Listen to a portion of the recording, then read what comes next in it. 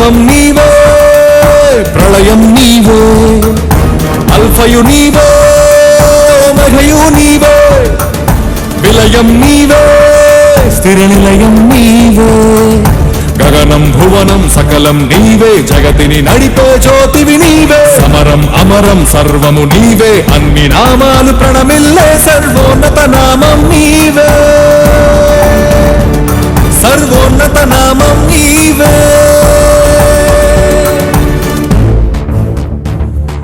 సర్వలోక న్యాయాధిపతి, సర్వలోక న్యాయాధిపతి, సర్వలోక న్యాయాధిపతి, సర్వలోక న్యాయాధిపతి, సర్వలోక న్యాయాధిపతి వాకిట నిలిచియున్నాడు. జనములందరికి ఫలమిచ్చుటకు తీర్పు తీర్చబోతున్నాడు. సర్వలోక న్యాయాధిపతి వాకిట నిలిచియున్నాడు. జనములందరికి ఫలమిచ్చుటకు తీర్పు తీర్చబోతున్నాడు. వేల దూతలతో బూరధ్వనులతో మేఘమండలము పైన యూదా గోత్రపు పరమ సింహముతో కదలి వస్తుంది సేన. క్రీస్తు న్యాయపీఠం ఎదుట ప్రత్యక్షం కావాలందరూ, క్రీస్తు న్యాయపీఠం ఎదుట ప్రత్యక్షం కావాలందరూ.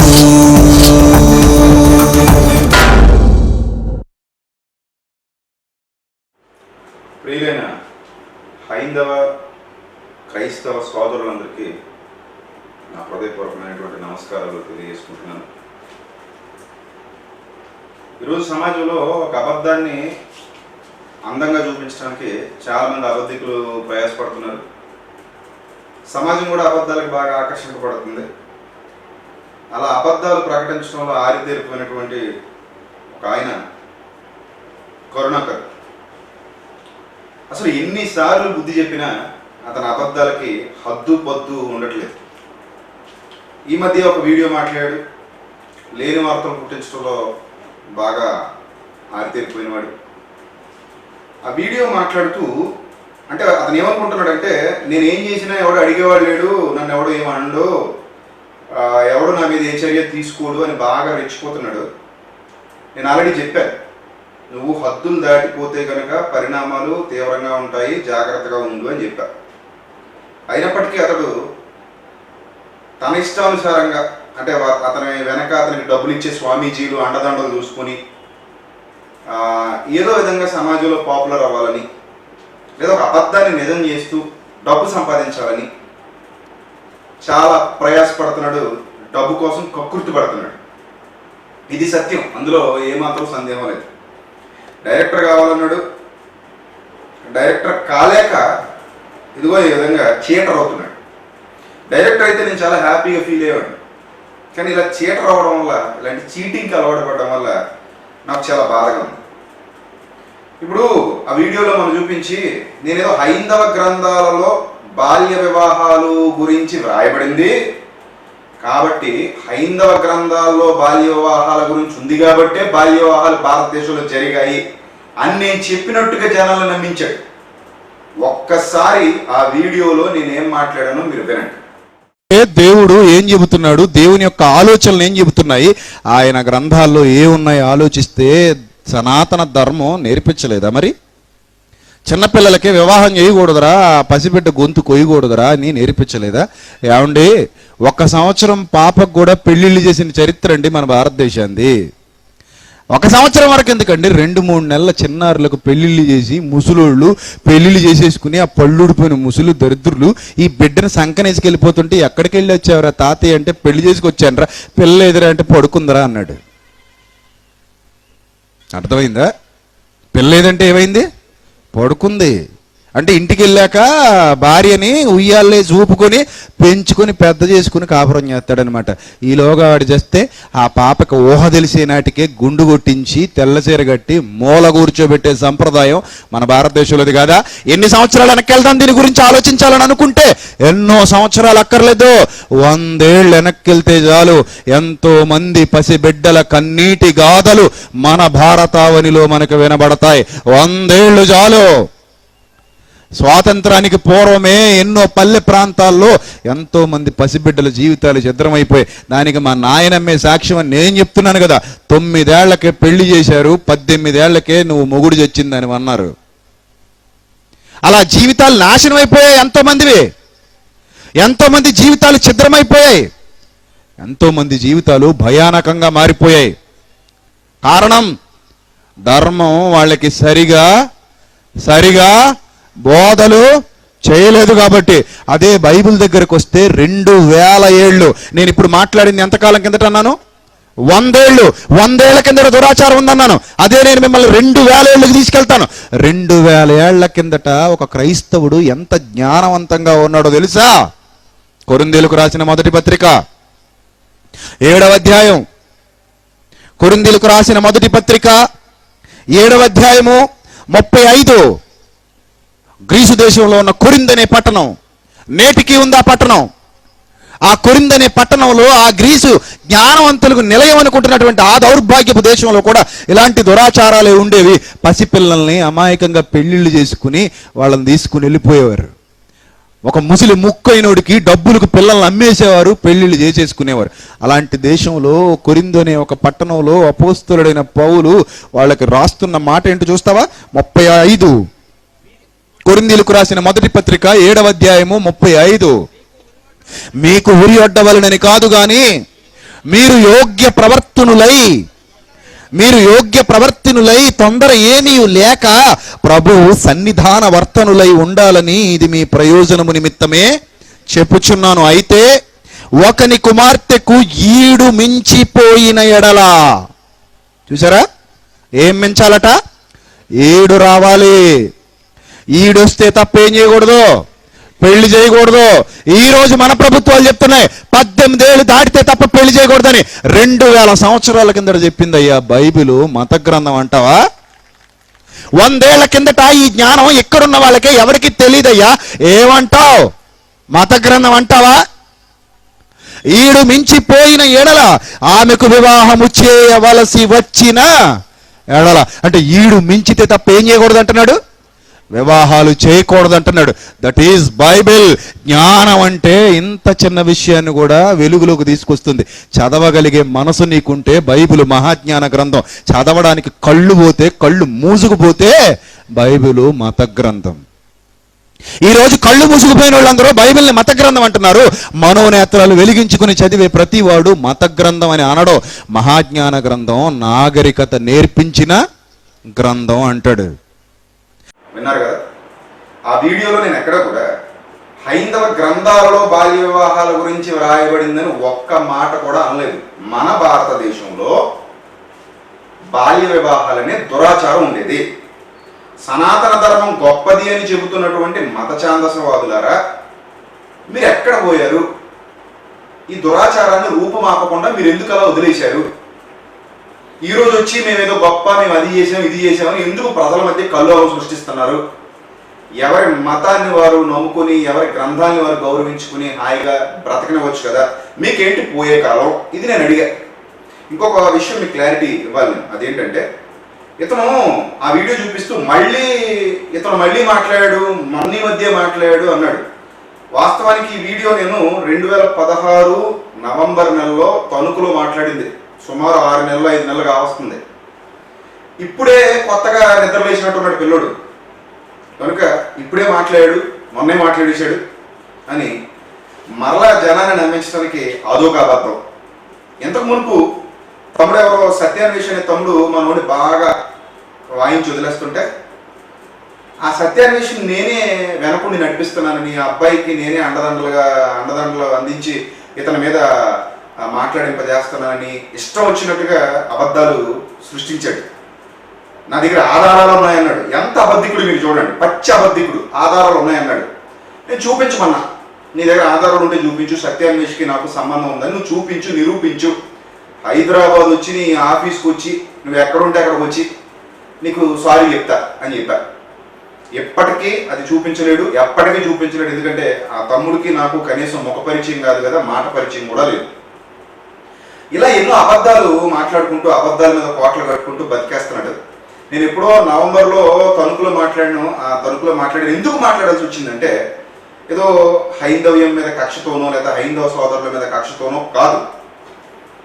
ఇలాంటి మత ఛాందసవాదులు క్రైస్తవ్యాన్ని అవమానపరుస్తూ బైబిల్ గురించి తప్పుగా మాట్లాడుతూ వాళ్ళ గ్రంథాల్లో ఏముందో వాళ్ళు చెప్పుకోకుండా బైబిల్ మీద బురద చల్లుతున్నారు అనే క్రమంలో నేను ఆ వాస్తవాన్ని చెప్పాల్సి వచ్చింది.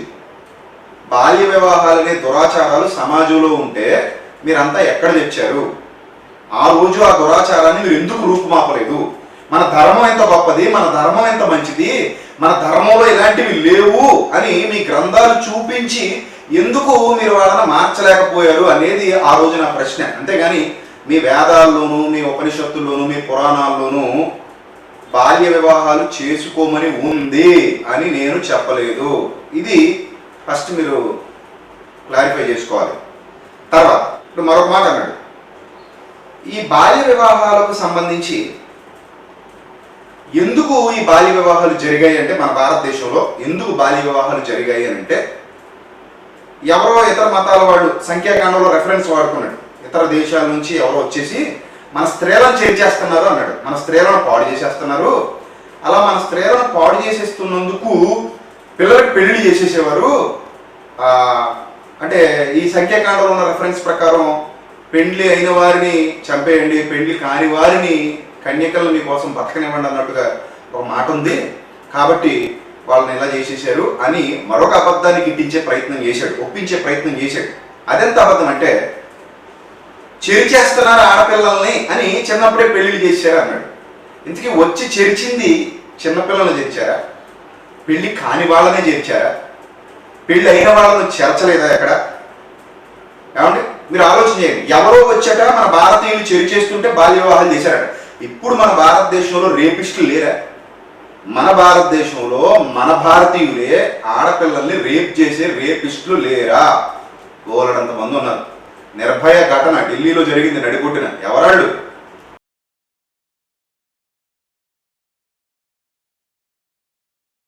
వాళ్ళలో చాలా 2-3 హిందువులు ఉన్నారు, వాళ్ళు రేప్ చేశారు. మరి రేపిస్టులు అందరూ బయట వాళ్ళు వచ్చి చేశారా? ఏదైనా మాట్లాడితే కొంచెం అన్నం తిన్నట్టు మాట్లాడాలి, గట్టి తిన్నట్టు మాట్లాడకూడదు ఎవరైనా సరే. కాబట్టి అబద్ధాన్ని కిట్టించే ప్రయత్నం చేస్తున్నాడు అక్కడ కూడా. ఎవరో విదేశాల నుంచి వచ్చేసారట, వాళ్ళు రేపులు చేసేస్తున్నారట, అందుకని చిన్నపిల్లలకు పెళ్లి చేసేవారట.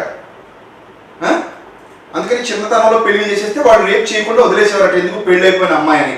పెళ్ళైపోయిన వాళ్ళనే పాడు చేసిన దాఖలాలు మన భారతదేశ చరిత్రలో చాలా ఉన్నాయి, నేటికి జరుగుతున్నాయి.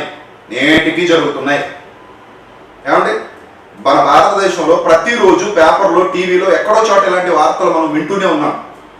కాబట్టి ఈ విషయాన్ని కప్పిపుచ్చడానికి ఇతను చెప్పింది పచ్చి అబద్ధం, అది మనకు అర్థమైపోతుంది. ఇక మరో విషయం ఏంటంటే, సంఖ్యాకాండంలో రాయబడినటువంటి ఆ సందర్భంలో అప్పటికే ఉన్న స్త్రీలు వాళ్ళు ఎలాంటి వాళ్ళు అంటే, మోయాబు సందర్భంలో మోయాబీ స్త్రీల గురించి కానివ్వండి, లేకపోతే ఈ బిలాము ఎవరినైతే రెచ్చగొట్టి ఇశ్రాయేలు మీదకి పంపించమని ఆ బాలాకు రాజుకు బోధ చేస్తాడో ఆ సందర్భంలో కానివ్వండి, కొంతమంది చెడిపోయినటువంటి స్త్రీలు పరపురుషులతో వ్యభిచారం చేయడానికి ఇష్టపడే స్త్రీలు వాళ్ళు ఉన్నారు. వాళ్ళు ఇశ్రాయేలుని దారి తప్పించే ప్రయత్నాలు చేశారు. అలా ప్రయత్నాలు చేసిన వాళ్ళు దుర్మార్గులు కనుక, వాళ్ళు చెడిపోయిన స్వభావం కలిగిన వాళ్ళు కనుక, వీళ్ళని పాడు చేస్తున్నారు కనుక వాళ్ళకి దేవుడు శిక్ష విధించాడు. అంటే అప్పటికే వాళ్ళు చెడిపోయిన స్వభావం కలిగి ఉన్నారు కనుక. ఆ వాస్తవాన్ని సంఖ్యాకాండంలోనే చెప్తాడు. నేను చూపిస్తున్నాను, ఒకసారి చూడండి. సంఖ్యాకాండం 25వ అధ్యాయము 1వ వచనం. ఇశ్రాయేలీయులు షిత్తీములో దిగి ఉండగా ప్రజలు మోయాబు రాండ్రతో వ్యభిచారం చేయసాగిరి. కాబట్టి మోయాబు రాళ్ళు ఉన్నారు. ఆ స్త్రీలు చాలా భయంకరమైన స్వభావం కలిగిన వాడుగా ఉన్నారు. ఈ మోయాబురాండ్రు అంటే ఇలాంటి ఆ కాలంలో ఇలాంటి స్త్రీలు వివాహాలు చేసుకుని భర్తలనే కాకుండా పరాయి పురుషులతో సంగమిస్తూ వ్యభిచరిస్తూ నీతిమాలిన కార్యాల్లో నిమగ్నమైపోయి ఉన్న వాళ్ళు ఇశ్రాయేలీయులు కూడా దారి తప్పించే ప్రయత్నాలు చేశారు కనుక వాళ్ళ విషయంలో జాగ్రత్తగా ఉన్నాడు అన్నాడు. ఆ సందర్భాన్ని తీసుకొచ్చి భారతదేశానికి లింక్ చేసేసి అందుకనే బాల్య వివాహాలు చేసేసారు అని చెప్తున్నాడు. చూడండి ఎంత మోసగాడు, పచ్చి మోసగాడు. ఏమంటే ఇది నిజమా కాదా మీరు ఆలోచించండి. ఇక బాల్య వివాహాలు ఎందుకు జరిగాయో హైందవుండని పచ్చి అబద్ధాలు చెప్పుకుంటున్న కరుణాకర సుబ్బునికి తెలియదు. నాకు తెలుసు. బాల్య వివాహాలు భారతదేశంలో ఎందుకు జరిగేవో రీజన్ నేను చెప్తాను, జాగ్రత్తగా వినండి.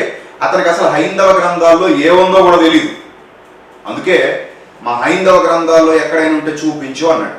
ఇప్పుడు వేదాలు, ఉపనిషత్తులు, పురాణాల్లో నేను ఇంకా చదవలేదు, అన్ని పూర్తిగా చదవలేదు, కొన్ని చదివాను, ఈ మధ్యకాలం ఇంకా చదువుతున్నాను. అతనైతే మొత్తానికి ఏమీ చదవలేదు.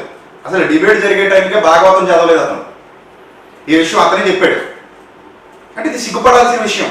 అంటే నీ గ్రంథంలో ఏముందో నీకు తెలియదు, కానీ ఇతర మత గ్రంథాల గురించి మాత్రం బాగా చదువుతావు, బాగా మాట్లాడతావు అన్నమాట నువ్వు. అంటే నీకు వచ్చే డబ్బుల కోసం ఇలాంటి కక్కుర్తి బతుకు బతకడం కంటే అడుక్కు తినడం మీరు నన్ను అడిగితే. ఇలా అబద్ధాలు ఆడుకుంటూ బతకడం కంటే నీ అవయవాలు అమ్ముకుని బతుకు, లేదా రిక్షా వాళ్ళలాగా నీ రక్తాన్ని అమ్ముకుని బతుకు, చాలా గొప్పగా ఉంటుంది. అలాంటి బతుకు అబద్ధాలను ఆశ్రయించి అబద్ధాలు చెప్పుకుని బతకడం అనేది కరెక్ట్ అనిపించుకోదు.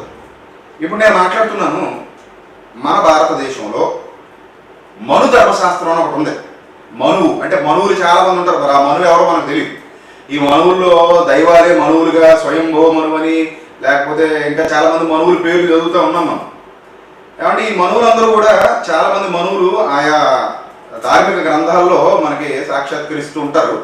మరి ఆ మనువుల్లో ఏ మనువు రాశాడో, ఈ మను ధర్మశాస్త్రం రాసిన మనువు ఎవరో, ఆ గ్రంథకర్త ఎవరో మరి నాకు తెలియదు. కానీ ఆ మను ధర్మశాస్త్రంలో ఏముందో ఇప్పుడు నేను మీకు చూపిస్తున్నాను. బాల్య వివాహాలకు కారణం ఏంటో ఇప్పుడు మీరు అర్థం చేసుకోవాలి. ప్రతి హైందవ సోదరుడు జాగ్రత్తగా చూడాలి. ఇది నిజమా కాదా మీరు ఆలోచన చేయాలి. ఇప్పుడు మీ గ్రంథాల్లోకి రావాల్సిన అవసరం నాకు లేదు, నేను ఎప్పుడు రాలేదు కూడా, అది మొన్న వీడియోలో కూడా చెప్పాను. ఎప్పుడైతే ఈ కరుణాకర సుగ్గులు లాంటి వాళ్ళు బైబిల్ మీద బురద చల్లే ప్రయత్నం చేస్తున్నారో, మా బైబిలే గొప్పది, మీ గ్రంథాల్లో ఇలాంటి విషయాలు ఉన్నాయి, ముందు మీ సంగతులు మీరు చూసుకోండి, ముందు మీ బైబిల్, మీ గ్రంథాలు ఏముందో మీరు చూసుకోండి, బైబిల్ జోలికి రాకండి అని చెప్పడం కోసం నేను మాట్లాడటం జరిగింది. ఇప్పుడు కూడా అదే విషయంలో నేను మాట్లాడుతున్నాను. లేకపోతే మీ గ్రంథాల ప్రస్తావనే నాకు అవసరం లేదు. కరుణాకర సుగ్గున వల్లే నేను మీ గ్రంథాల జోలికి రావాల్సి వస్తుంది. అయినా నేను మీ గ్రంథాలను వక్రీకరించట్లేదు, అతనిలాగా నేను కించపరిచి మాట్లాడట్లేదు. ఉన్నదేదో చెప్తున్నాను, అందులో ఉన్నదేదో చెప్తున్నాను. అది వాళ్ళు మా మీదకి వస్తున్నారు కాబట్టి, లేకపోతే మాకు అవసరం కూడా లేదు. మళ్ళీ చెప్తున్నాను, ఏ హైందవ సోదరుణ్ణి కించపరిచే ఉద్దేశం కానీ, ఏ హైందవ గ్రంథాన్ని కించపరిచే ఉద్దేశం కానీ నాకు లేవు. నాకు అలాంటి ఆలోచనే లేదు.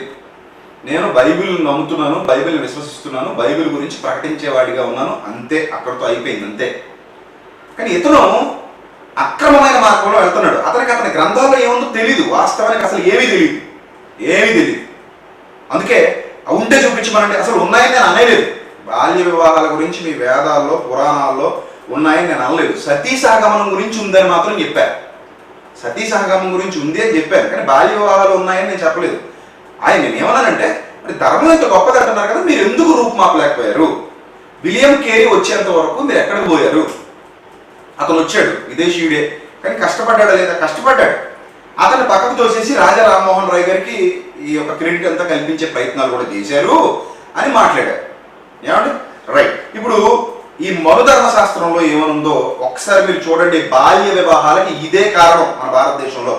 నేను ఇప్పుడు చూపించబోయేదే కారణం. షాక్ అవుతాడు ఒక్కొక్కడు, జాగ్రత్త. బాల్య వివాహాలకు కారణం ఏంటో చూపిస్తాను. ఇప్పుడు అంటారు, ఇదంతా చూపించిన తర్వాత మను ధర్మశాస్త్రం మాది కాదు, అది మాకు ప్రమాణం కాదు, సోది కబుర్లు నా దగ్గర చెప్పొద్దు. మను ధర్మశాస్త్రం ఆ పేజీ మీద ఏముందో చదివి వినిపిస్తున్నాను. ఒకసారి ఆ కవర్ పేజ్ ఏముందో ఒకసారి మీరు చూడండి. మనుస్మృతి సవ్యాఖ్యాన సరళ ఆంధ్ర తాత్పర్య సహితము, మనుస్మృతి, మను ధర్మశాస్త్రము, ఆవంచ సత్యనారాయణ. ఏమంటే ఈ మనుస్మృతి బ్యాక్న ఏమని రాశారంటే, హిందువుడైన ప్రతివాడు కొన్ని ఆదర్శాలకు అనుగుణంగా జీవించాలనుకుంటాడు. ఆ జీవిత ఆదర్శాలు కొన్ని ధర్మశాస్త్రాలలో చెప్పిన విషయాలకు బద్ధమై ఉంటాయి. అయితే ఆదర్శాలు, జీవన సూత్రాలు కాలానుగుణంగా మారుతుంటాయి. అలాంటి వాటిని దేశకాల ప్రాంతాలను అనుసరించి తరచూ మానవ సమాజం మార్చుకోవడం అవసరం, సమంజసం కూడా. హిందూ జీవన విధానాన్ని నిర్దేశించే గ్రంథాలు అనేక ఉన్నాయి. వాటిలో ధర్మశాస్త్ర గ్రంథాలు కూడా ముఖ్య స్థానాన్ని ఆక్రమిస్తున్నాయి. హిందూ ధర్మశాస్త్రాలలో అతి ప్రసిద్ధమైనది మనుస్మృతి లేక మను ధర్మశాస్త్రం. దీనికి ఏమంటారు చెప్పండి? దీనికి ఏమంటారు? మళ్ళీ చదువుతున్నాను, చూడండి, అది మీకు చూపిస్తున్నాను, చూడండి. హిందూ ధర్మశాస్త్రాలలో అతి ప్రసిద్ధమైనది మనుస్మృతి లేక మనుధర్మశాస్త్రం. ఆధునిక కాలంలో ఇంతగా విమర్శలకు నిందలకు గురి అయిన మరొక గ్రంథం లేదు. అసలు ఒక పుస్తకం యొక్క మంచి చెడులను ఆ పుస్తకం చదివి అవగాహన చేసుకోవటం వల్ల మాత్రమే నిర్ణయించాలి, అంతేగాని తొందరపడి నిర్ణయాలకు రాకూడదు. మనుస్మృతిలో ఏమేమి విషయాలు ఉన్నాయి, అందులో గర్హనీయమైనవి, మెచ్చుకొనదగినవి అనే విషయాలను పలువురు విమర్శకులకు ప్రశంసకులకు కూడా అందుబాటులోకి తీసుకుని రావాలని మేము ఈ మనుస్మృతి మనుధర్మశాస్త్రం ప్రచురించాము. ఈ గ్రంథంలోని తాత్పర్యాల భాష సరళం చేయబడింది. అలాగే ధర్మశాస్త్రాలను లేక స్మృతులను గురించిన కొన్ని విషయాలు తెలియజేయబడ్డాయి.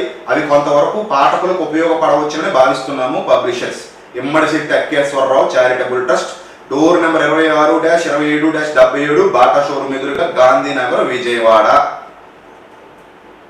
చూశారు కదా, ఇది మనుస్మృతి గురించి. హిందూ ధర్మశాస్త్రాలలో అతి ప్రసిద్ధమైన మనుస్మృతి లేక మను ధర్మశాస్త్రం అని చెప్పారు వీళ్ళు. ఏమంటే రైట్. ఇప్పుడు ఈ మను ధర్మశాస్త్రంలో ఏముందో మీకు చూపిస్తాను, జాగ్రత్తగా చూడండి. మను ధర్మశాస్త్రం 435వ పేజు. మను ధర్మశాస్త్రం 435వ పేజు చూడండి, మీకు చూపిస్తున్నాను, నేను చదువుతున్నాను, జాగ్రత్తగా చూడండి. అందులో 14వ పద్యం 14వ శ్లోకం చూడండి. నైతారోపాం పరీక్షంతే నాసాం వయసి సంస్థితి సురూపాం నా విరూపాం వా ఉమానిత్యేవ భుంజతే అని ఉంది చూడండి. ఇక్కడ ఏమని రాశాడంటే, ఏలైనగా వీరలకు యవ్వనము మున్నగు ప్రాయమునందే ఉండవలయునను నిలకడలేదు. స్త్రీలకట యవ్వనము మున్నగు ప్రాయమునందే ఉండవలయునను నిలకడలేదట. మున్నగు ప్రాయమునందే యవ్వనం ఉండాలి, స్త్రీలకు పలానా ప్రాయంలోనే యవ్వనం ఉండాలన్న విషయం ఏమీ లేదు, దానికి నిలకడేమీ లేదు. మరేమనినా రూపరి అయినను కురూపినైనను పురుషుడైన చాలు అని తలంచి అనుభవించేస్తారు స్త్రీలు. 14వ శ్లోకం చదువుతున్నాను, మను ధర్మశాస్త్రం 435వ పేజీ మీరు చూస్తున్నారు. ఏమండి ఆ తర్వాత 15వ శ్లోకంలో ఏం రాశాడో తెలుసా? పురుషుని చూడగానే వాని కవయ కోరుట వలనను మనస్సు నిలుపుదల లేమి వలనను తరచుగా స్నేహము లేకుండట వలనను ప్రయత్నపూర్వకంగా సంరక్షితలైనను భార్యలు వ్యభిచార దోషం వలన భర్తల యందు అనురాగం మానిందురు. చూసారా, అంటే వీళ్ళకి ఒక నియమం లేదు, ఒక టైం లేదు, వీళ్ళకి యవ్వనం పలానా ప్రాయంలోనే ఉండాలన్న నిలకడ కూడా లేదు. వాళ్ళు స్త్రీ పురుషుడు ఎలా అయినా సరే వాళ్ళని చూడగానే వాళ్ళు అట్రాక్ట్ అయిపోతారు అన్నట్టు చెప్పుకొచ్చాడు. ఇక 16 శ్లోకాలు ఏం రాశాడు తెలుసా? యావం స్వభావం జ్ఞాత్వాం సాం ప్రజాపతి నిసర్గజం పరమం యత్నమాతిష్ఠేత్ పురుషో రక్షణం ప్రతి అన్నాడు. అంటే అర్థం ఏంటంటే, ఇట్లు బ్రహ్మ సృష్టి కాలము నుండియే వీరి స్వభావం ఇట్టిదయ్యనట. బ్రహ్మ సృష్టి చేసినప్పుడే స్త్రీలను ఈ విధంగా చేశాడట. ఎంత బాగా గౌరవించారు మీరు స్త్రీలని, ఇలా చేశాడట. అలా చేసినందుకు అంటే ఎరిగి పురుషుడు వీరిని ఎంతయో అదుపుదలలో ఉంచకండుగా యత్నింపవలేను అంటాడు. అంటే వాళ్ళకి ఒక కాలం అంటూ లేదు, వాళ్ళకి యవ్వనం ఫలానా ప్రాయంలో వస్తుందని చెప్పలేము, వాళ్ళు ఎప్పుడు పురుషుని మోహించేస్తారో వాళ్ళకే తెలీదు అని మీ మను ధర్మశాస్త్రంలో రాయబడింది. ఇప్పుడు బాల్య వివాహాల గురించి మీ మను ధర్మశాస్త్రం ఏం చెప్పిందో చూస్తావా? చూడు జాగ్రత్తగా, చూడు, చచ్చిపోతారు, ఉరి తీసుకుని చచ్చిపోవాలి మీరు. లేని వార్తలు పుట్టించినందుకు నేను టచ్ కూడా చేయకూడదు అనుకున్నాను ఇవి, కానీ నువ్వే కెలికి మరీ చెప్పించుకుంటున్నావు. ఎందులోని దూకి సావండి, లేదా మీ బతుకులు మార్చుకోండి, అబద్ధాలు మాట్లాడటం మానండి. రైటా? చూడండి, మను ధర్మశాస్త్రం 94వ పద్యం మీకు చూపిస్తున్నాను, చూడండి జాగ్రత్తగా స్క్రీన్ మీద. 30 వర్షో వహెత్ కన్యాం హృద్యాం 12 వార్షికీం 3 వర్షో స్తవర్షాం వా ధర్మే సీదతి సత్వర అన్నాడు.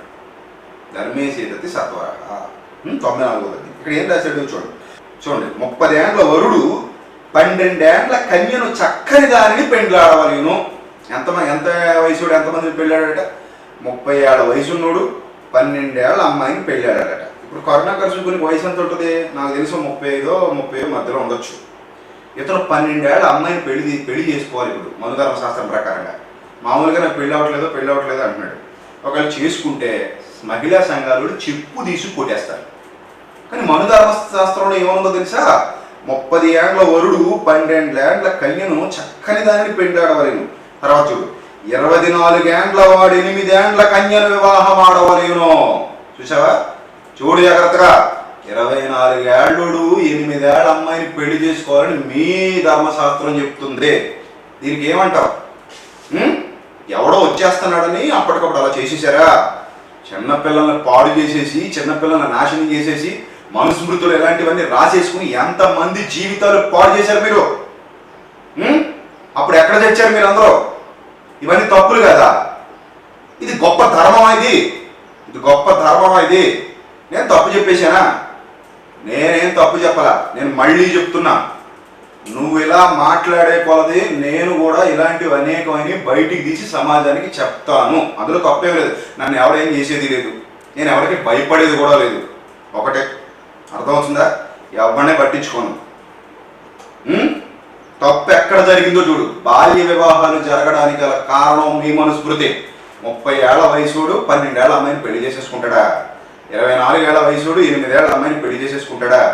ఈ స్త్రీలకి ఒక వయసు అంటూ లేదా? వాళ్ళు ఎప్పుడు పడితే అప్పుడు ఎలా పాడైపోతారో ఎవరికి తెలీదా? ఇది మీ బాల్య వివాహాలకు మనుధర్మశాస్త్రం చెప్పినటువంటి రీజన్. కాబట్టే ఈ మనుధర్మశాస్త్రం వల్లనే బాల్య వివాహాలు జరిగాయి. ఈ మనుధర్మశాస్త్రం వల్లనే ఎంతో మంది ఆడపిల్లల జీవితాలు ఛిద్రమైపోయాయి. ఈ మనుధర్మశాస్త్రం వల్లనే భారతదేశంలో ఇలాంటి దురాచారాలు పుట్టుకొచ్చాయి. కాదనని సత్తా నీకుంటే ఈ మనుధర్మశాస్త్రం తప్పు నిరూపించు. ఒకటి ఇది మీకు ప్రమాణం కాదనుకుంటే ముందు దీని మీద పడు. నీకేమైనా సత్తా ఉంటే ముందు దీని మీద పడు. ఈ మనుధర్మశాస్త్రం రైట్ కాదు అని అనుకుంటే కనుక ముందు దీన్ని బ్యాన్ చేయించండి మీరు అందరూ ఏకమై. ఈ మనుధర్మశాస్త్రం వల్లే ఎంతో మంది కుల వివక్ష, ఎంతో భయంకరమైన పరిస్థితి సమాజంలో నెలకొంది. ఎంతో మందిని అత్యంత కిరాతకంగా హింసించేశారు, నీచంగా చూశారు. మనుషుల్ని 4 వర్ణాలు విభజించేసి మనుషుల్ని కుక్కను దొక్కినట్టు దొక్కేశారు, అనగదొక్కేశారు. మనిషిని మనిషిగా చూడటం మానేశారు. దీనంతటికి కారణం ఎవరు? ఇప్పటికీ మన పాఠ్య పుస్తకాలు అంటరానితనం, అమానుషం రాసుకునే పరిస్థితికి దిగజార్చేశారు సమాజాన్ని. దీని అంతటినీ పక్కన పెట్టేసి ఏంటి బైబిల్ మీద పడిపోతున్నావు? రైట్, ఇప్పుడు ఇవన్నీ చేసి మీకు షాకింగ్ న్యూస్ చెప్తాను. బైబిల్లో నేను 3 రోజులు నిద్ర పట్టదా నాకు నువ్వు చెప్పే సోది కబుర్లకి. అందుకే నేను అన్నాను, నువ్వు ఇంగ్లీష్ ఏ బడిలో చదువుకున్నావు తబ్బే అని. నీ గ్రామర్ తెలుసు అసలు? నువ్వు 10th క్లాస్ పాస్ అయ్యావా? నీకు ఏమొచ్చు అసలు ఇంగ్లీష్ చదివే విధానం తెలియనప్పుడు ఎవరైనా పెద్దోళ్ళు ఉంటే అడిగి తెలుసుకో, నేర్చుకో. ఏమన్నాడు అనుకుంటున్నారంటే, కింగ్స్ జేమ్స్ వెర్షన్లోంచి తీసుకొచ్చి మక్కి తెలుగులో అనువాదం అన్నాడు. తెలుగు బైబిల్ మీరు ఓపెన్ చేసి చూడండి, ఆదిమ హెబ్రీ గ్రీకు భాషలలో నుండి తర్జుమా చేయబడింది. అంతేగాని ఎక్కడో ఇంగ్లీష్ బైబిల్ తెచ్చుకుని దాన్ని చూసి మక్కి కాపీ కొట్టేలేదు. ప్రతి విషయం కూడా ఆదిమ హెబ్రీ గ్రీకు భాషల నుండి కూడా చూడటం జరిగింది. తర్జుమా చేసిన వాళ్ళు దాని ప్రకారంగా తర్జుమా చేయడం జరిగింది. అలాని కింగ్ జేమ్స్ వెర్షన్లో ఉన్నదానికి తెలుగు బైబిల్లో ఉన్నదానికి ఏ తేడా లేదు. కరుణాకర్ చదవడం రానివాడు, ఇంగ్లీష్ రానప్పుడు ఇంగ్లీష్ టచ్ చేయకు, చదవడం రానప్పుడు ముట్టుకోకు, నీ తోచింది ఏదో చెప్పుకో. అంతేగాని ఏదో విధంగా అవతల వాళ్ళని చెడ్డ చేసేద్దామంటే ఇలాగే పప్పులో ఖాళీ చేస్తాం. ఎలా పప్పులో ఖాళీసో చూపించమంటావా? చూపిస్తాను, జాగ్రత్తగా చూడండి. ఇప్పుడు మొదటిగా ఇంగ్లీష్ బైబిల్ చూద్దాం. ఇంగ్లీష్ బైబిల్లో నేను మీకు స్క్రీన్ మీద చూపిస్తున్నాను ప్రియులారా, చూడండి. ఇంగ్లీష్ బైబిల్ నేను స్క్రీన్ మీద చూపిస్తున్నాను, ఒకసారి చూడండి. అతను చూపించిన కింగ్ జేమ్స్ వెర్షన్ కూడా ఒకసారి మీరు దృష్టిలో పెట్టుకోండి. ఇంగ్లీష్ తెలిసిన వాళ్ళు చూడండి. ఏమంటే 36 కొరింథీయులకు రాసిన మొదటి పత్రిక 7వ అధ్యాయము 36. అందులో ఏం రాయబడిందంటే, a man might think that he is not doing the right thing with his virgin daughter if she is almost past the best age to marry, so he might think that marriage is necessary. He should do what he wants. He should let them marry. ఏమన్నా తెలుసా ఇక్కడ? He should let them marry. మనోడు చదివిన దాంట్లో ఏముందో తెలుసా? let them marry అన్నాడు. ఏమండి? let them marry అనే పదాన్ని తీసుకుని వారు పెళ్లి చేసుకోవచ్చు అంటే తండ్రి కూతురు పెళ్లి చేసుకోవచ్చు అని చెప్పాడు. వాస్తవానికి మీరు ఆలోచించండి, ఇక్కడున్న సందర్భంలో he should let them marry ఈ బైబిల్లో ఉంది. he should let them marry, right. ఇప్పుడు అక్కడ ఉన్న మనోడు చదివి వినిపించిన బైబిల్లో let them marry అంటే వారు పెళ్లి చేసుకోవచ్చు. ఏమండి? ఇక్కడ సందర్భం ఏంటంటే ఒకసారి తెలుగు బైబిల్ చూద్దాం. తెలుగు బైబిల్లో దీనికి సంబంధించి ఏమని వ్రాయబడిందో జాగ్రత్తగా చూడండి. మిమ్మల్ని ఎంత కన్ఫ్యూజ్ చేసేసాడు. అసలు బైబిల్ రానుడు బైబిల్ చెప్పడానికి అర్హుడే కాదు. అతనికి హిందూ గ్రంథాల్లో ఏముందో తెలియదు, ఇంకా బైబిల్ ఏం చెప్తాడు? ముందు తమ్ముడు హిందూ గ్రంథాల్లో ఏముందో నేర్చుకోవాలి. హిందూ గ్రంథాల్లో ఏముందో నేర్చుకోలేని ఈయన ఇప్పుడు బైబిల్ జోలికి వచ్చి బైబిల్లో ఏముందో చెప్పేస్తారంటే అది చాలా వెటకారంగా ఉంటుంది. బావిలో దిగలేనోడు సముద్రాన్ని ఈదేశాను అన్నట్టు ఉంటుంది. కాబట్టి జాగ్రత్తగా చూడండి. రాసిన మొదటి పత్రిక 7వ అధ్యాయంలో 36వ వచనం. ఆ 35వ వచనం అది వేరే సందర్భం అట. మరి ఏ సందర్భం మనకు తెలియని సందర్భం. అది పై విషయాలకు సంబంధించినది, ఇది క్రింది విషయములకు సంబంధించినది అని గోల్మాల్ చేద్దాం అనుకుంటున్నాడు. ఎవరినైనా చేసుకో గోల్మాల్. బైబిల్ తెలిసిన నువ్వు ఏం కాదు కదా, ఏం చేయలేవు, అందుకే నీ వల్ల ఏం కాలేదు ఇప్పటి వరకు. ఒక్క క్రైస్తవ సోదరుని కూడా నువ్వు గర్వాప్సి చేయలేకపోయావు, నీ బతుకులో చేయలేవు. అర్థం వస్తుందా? నీ బతుకులో జరగదు అది. అలాగని ఒక హైందవ సోదరుని మంచిగా నిలబెట్టే ప్రయత్నం కూడా నీ వల్ల జరగదు. ఎందుకంటే నువ్వు ఎండమావిలు అంటాడు, నీ దగ్గర ఎవరికి దాహం లేదు. నీ వల్ల ఒక హైందవ సోదరుడు పరిపూర్ణుడిగా మారే ప్రసక్తే లేదు. ఎందుకంటే సంస్కారహీనుడు నువ్వు, నీకు సంస్కారమే లేదు.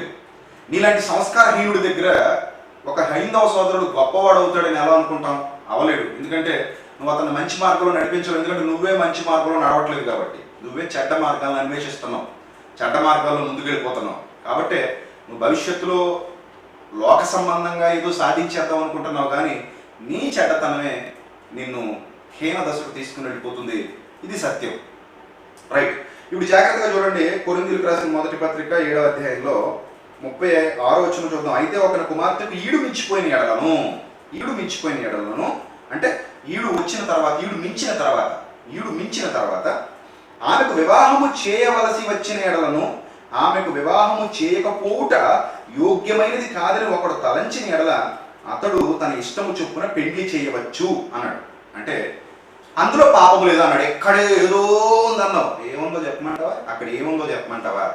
పైన పౌలు గారు మాట్లాడుతూ, నువ్వు చదివిన రెఫరెన్సే, పెండ్లి కాని వాడు ప్రభువుని ఎలా సంతోషపెట్టగలనని ప్రభు విషయమైన కార్యాల గురించి చింతిస్తున్నాడు. ఎందుకంటే అతనికి బాధ్యతలు ఉండవు, ఏ బాధ్యతలు లేవు కాబట్టి ప్రభు పనిలో ఉంటాడు. పెండ్లి అయిన వాడికి బాధ్యతలు ఉంటాయి. బాధ్యతలు ఉన్నవాడు తన భార్యను కూడా సంతోషపెట్టాలి కాబట్టి ప్రభు పనిలో సంపూర్ణంగా మెలగలేడు. కాబట్టి నేను పెళ్లి చేసుకోవడం మానేశానని పౌలు గారు చెప్పారు. ఈ విషయం చెప్పిన తర్వాత వాళ్ళు అయితే పౌలు గారి లాగే మేము ఉండాలి అని ఫిక్స్ అయిపోతారని, అదే రైట్ ఏమో, పెళ్లి చేసుకుంటే తప్పేమో, పెళ్లి చేసుకుంటే పాపమేమో, ప్రభువును సంతోషపెట్టలేమేమో, అంటే దైవ సేవలో సంతృప్తిగా సంతోషంగా కొనసాగలేమేమో, సంపూర్ణంగా కొనసాగలేమేమో అని అనుకుంటారని పౌలు గారు ఏమంటున్నారు తెలుసా? అది పాపమేమీ కాదు. పెళ్లి చేసుకోకపోవడం మంచిదే, పెళ్లి చేసుకున్నా మంచిదే. పెళ్లి చేసుకోవడం పాపమేమీ కాదు. ప్రభు కోసం పెళ్లి చేసుకున్నా సేవలో ఉండొచ్చు, పెళ్లి చేసుకోకపోయినా సేవలో ఉండొచ్చు అనే వాస్తవాన్ని చెప్పడానికి పౌలు గారి మాటలు ప్రయోగించడం జరిగింది. అంతే తప్ప అందులో పాపం లేదు అనగానే తండ్రి కూతురు పెళ్లి చేసుకుంటే పాపం లేదని బైబిల్ చెప్పదు. అసలు కడుపుకి అన్నం తినేవాడు ఎవడు ఇలాంటి మాటలే మాట్లాడడానికి ఇష్టపడ్డాడు. ఎందుకో చెప్పమంటారా? కొరింథీయులకు రాసిన అదే మొదటి పత్రికలో 5వ అధ్యాయం 1వ వచనంలో ఎవడో ఒక దరిద్రుడు, ఎవడో ఒక దుర్మార్గుడు తన తండ్రి భార్య నుంచుకున్నాడట. అంటే తండ్రి వేరే ఆవిడతో ఎవరితో ఉంటుంటే, అంటే పిన్ని వరుస, ఆ పిన్ని వరుస ఆమె ఉంచుకున్నాడు. అలాంటి వాడిని సంఘంలో నుంచి వెలివేసేయమన్నాడు. అదే బైబిల్లో చూడండి. పరిశుద్ధంగా ఉండమన్నాడు, పరిశుద్ధులుగా జీవించమన్నాడు. ఎక్కడికో వెళ్ళక్కర్లేదు. లేవీ కాండంలోనే ఏ విధంగా ఉండాలి, ఏ విధంగా ఉండకూడదో వరసలు తెలియజేశాడు. ఎవరి మానాచ్ఛాదనములు తీయకూడదో చెప్పాడు. అంత ఖచ్చితంగా బైబిల్ ముందే చెప్పింది. అంత గొప్పదైన బైబిల్ ఇప్పుడు మీరు చేసేసుకోండి, తండ్రి కూతురు పెళ్లి చేసుకోండి అని చెప్పుద్దని బుద్ధున్నవాడు ఎవడో నీ మాటలు వినడో, దాన్ని నమ్మడో, నీ వక్రీకరణ ఎవడో పట్టించుకోడు. ఇక్కడ అసలు విషయం ఏంటో నేను చెప్తున్నాను, జాగ్రత్తగా వినండి. అందులో పాపం లేదు. ఆమె పెండ్లి చేసుకొనవచ్చును అన్నాడు. అక్కడ let them marry, he should let them marry. దాని అర్థం ఏంటంటే ఫస్ట్ పర్సన్ ఎవరు? పౌలు గారు మాట్లాడుతున్నారు. ఎవరితో మాట్లాడుతున్నారు? సెకండ్ పర్సన్తో మాట్లాడుతున్నారు. ఆయన ఎవరు? తండ్రి. ఈ పౌలు గారు ఫస్ట్ పర్సన్ అయినటువంటి పౌలు గారు సెకండ్ పర్సన్ అయినటువంటి తండ్రికి, అంటే ఈ వివాహం ఏ అమ్మాయికైతే చేయాలని నిశ్చయిస్తున్నాడో ఆ తండ్రికి, నీ అల్లుడు కూతురు నువ్వు ఎవరినైతే చేయాలనుకుంటున్నావో థర్డ్ పర్సన్ ఫోర్త్ పర్సన్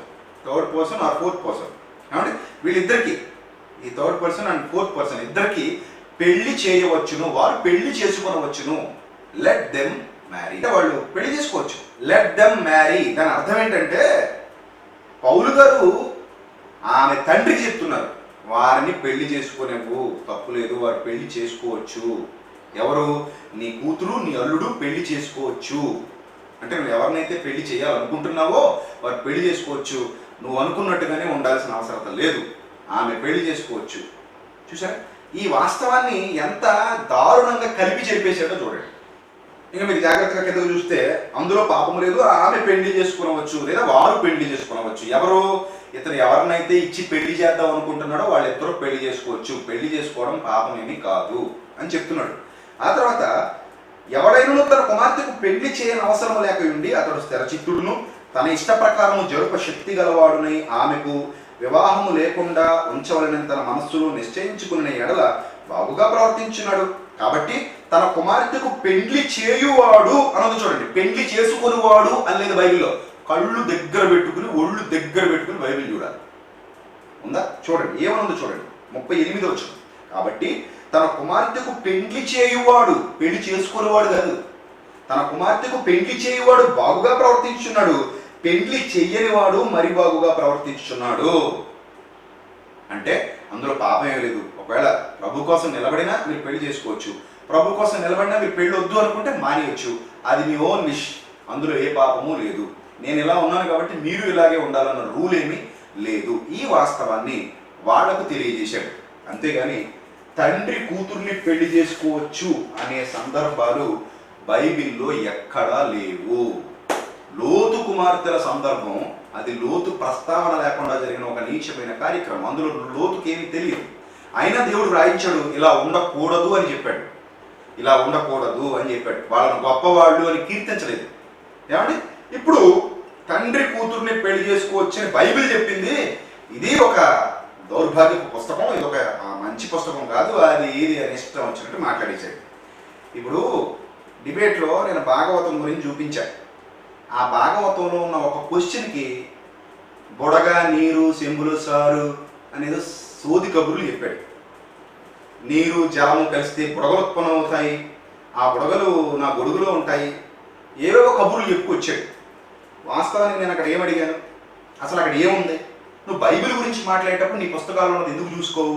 ఒకసారి చూద్దామండి, భాగవతంలో ఏముందో చూద్దాం. చూడండి, మళ్ళీ చూడండి, భాగవతంలో ఏముందో చెప్తున్నాను, జాగ్రత్తగా చూడండి. భాగవతం 11వ స్కంధం 108వ పద్యం, పేజీ నెంబర్ 331. ఇక్కడ ఏమనుందంటే, బ్రహ్మ విష్ణు మహేశ్వరులేను మేము లెక్కకు ముగ్గురం, అయినా వాస్తవానికి మేము ఒక్కరమే, మేము ముగ్గురం వేరు వేరు కాదు అని వ్రాయబడింది.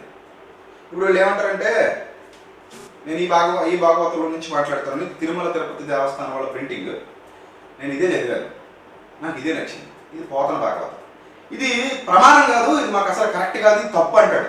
మరి తప్పు అయితే దీన్ని బ్యాన్ చేయించు, తిరుపతి వెళ్ళి ధర్నా చేయి, తిరుపతి వెళ్ళి దేవస్థానం వాళ్ళతో మాట్లాడి కదా దమ్ముంటే నీ స్వామీజీలందరినీ కూర్చోబెట్టు, మన పుస్తకాన్ని తప్పుగా రాసేసారండి అని చెప్పు. ఏ చేవలేదా, సత్తా లేదా, ఇలాంటి వాటిని ఏం బ్యాన్ చేయించలేదా? నీ వల్ల కాదా, నీకు అవదా, లేకపోతే ఇందులోనే కప్పెట్టే ప్రయత్నం ఏమైనా చేస్తున్నావా?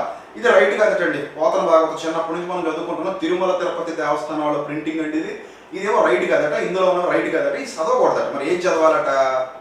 ఇదిగో ఇది చదవాలట, ఇది చదివితే ఇందులో బాగుంటాయట. ఏమండి గీతా ప్రెస్ గోరఖ్పూర్ వాళ్ళు లేటెస్ట్ ప్రింటింగ్ అండి, వీళ్ళకి అనుకూలంగా ఉన్నవి ఉంచుకున్నారు, అనుకూలంగా లేని కొన్ని అలా అలా అలా చేశారు. అది ఇది ఒరిజినల్గా వేదవ్యాసుడు రాసేసింది ఇదే, కాబట్టి ఇదే చదవాలి అంటున్నాడు. పోతన గారు వేదవ్యాసుడు రాసింది చూసే ఈ భాగవతం రాశాడు. వేదవ్యాసుడు చేసిందని ఖచ్చితంగా నేను ఇందులో ఏ తప్పు చేయలేదు, ఉన్నది ఉన్నట్టుగా రాశానని ఈ పోతన గారు ఇంట్రడక్షన్ కూడా ఇచ్చారు. అంటే మనం మరి పోతన గారిని తప్పు పట్టాలా, లేక ఈ ఇందులో రాసినటువంటి దీన్ని తర్జుమా చేసినటువంటి ఒక ఆయన ఇందులో కూడా ఉన్నాడు, దీన్ని తర్జుమా చేయడానికి కష్టపడిన ఒక ఆయన ఇందులో కూడా ఉన్నాడు.